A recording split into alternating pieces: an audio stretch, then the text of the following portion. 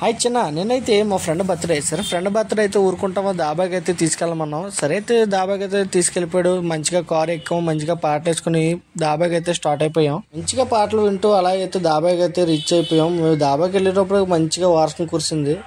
ఎక్కడ కాదు, అనకాపల్లి వెళ్ళే హైవే మీద ఫ్యామిలీ రెస్టారెంట్ దాబా అంట. మేమైతే సిట్టింగ్ లోపల వేసాం. మా ముందే వచ్చి రాగానే ప్లేట్లు అయితే ఆర్డర్ చేసాం. సరే అని చెప్పి మేమైతే మెనూ ఇచ్చేసాం. 2 ఎగ్ చికెన్ అయితే ఆర్డర్ చేసాం. మీ బ్యాచ్లో కూడా వెజిటేరియన్ ఎవరు ఉంటే కమెంట్ చేయండి. ముందైతే ఎగ్తో ట్రై చేసాం. రోటీలు అయితే బాగా కాలే. ఎగ్లో వేసుకొని ఆ నిమ్మకాయ పెట్టుకుని నిమ్మకాయ వేసుకుని అంటే టేస్ట్ చాలా బాగుంది. తర్వాత చికెన్ ట్రై చేసాం. చికెన్ చాలా సాఫ్ట్గా ఉడికింది, కానీ చికెన్ గ్రేవీ చాలా బాగా నచ్చింది. నాకైతే 2 పడ్డాయి ముక్కలు. తర్వాత అయితే ఉగ్గుంటని చెప్పి ఫ్రైడ్ రైస్ అయితే ఆర్డర్ చేసాం. చికెన్ ఫ్రైడ్ రైస్లో అయితే చికెన్ ముందు పీసులు నాకే వేసాను మా ఫ్రెండ్. రైస్ అయితే బాస్మతి అనుకున్నా, కానీ నార్మల్ రైసే. రైస్ క్వాంటిటీ పర్లేదు, కానీ టేస్ట్ మాత్రం చాలా బాగుంది. గ్రేవీతో తింటే ఇంకా బాగుంది. ఇది ఎక్కడో కాదు, అనకాపల్లి వెళ్ళే హైవే మీద ఫ్యామిలీ రెస్టారెంట్ దాబా. ఎప్పుడు విజిట్ చేయలేదు, ఫస్ట్ సారి అయితే విజిట్ చేసాం.